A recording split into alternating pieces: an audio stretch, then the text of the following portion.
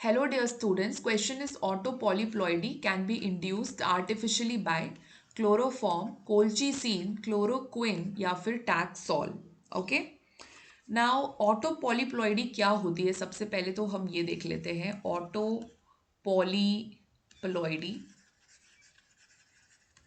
एक तो होता है ऑटोपॉलीप्लॉइडी, एक होता है एलोपॉलीप्लॉइडी. तो पॉलीप्लॉइडी का मतलब है कि जो क्रोमोसोम नंबर है वो इंक्रीज हो जा रहा है. वो क्या हो जा रहा है? इंक्रीज हो जा रहा है.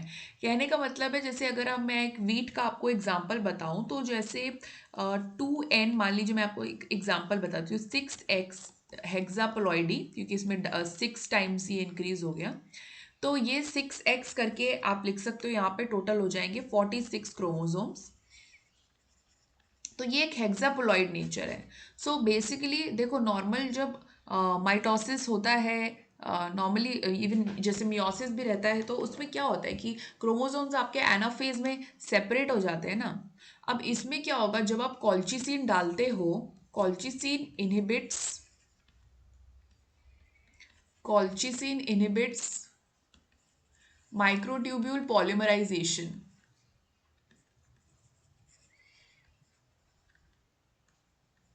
Okay, colchicine inhibits microtubule polymerisation. अब आप बोलोगे कि मैम माइक्रोट्यूब्यूल कहाँ से आ गया?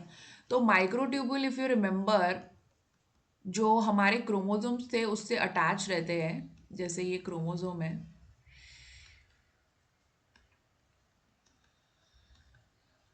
तो ये जो है डॉटेड लाइंस, ये माइक्रोट्यूब्यूल्स है. तो ये एनाफेज में इसको खींचते हैं अपनी तरफ, स्पिंडल फाइबर्स जो है बेसिकली.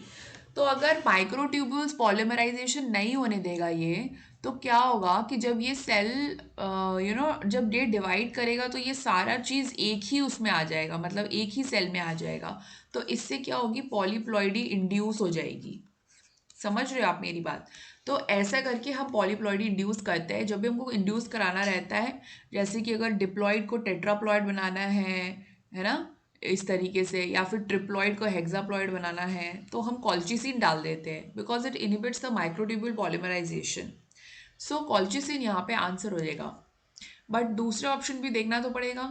क्लोरोफॉर्म, तो क्लोरोफॉर्म तो आपको पता ही होगा कि कई बार आपने देखा होगा कि क्लोरोफॉर्म जब हम किसी को सुंघा देते हैं तो वो बेहोश हो जाता है.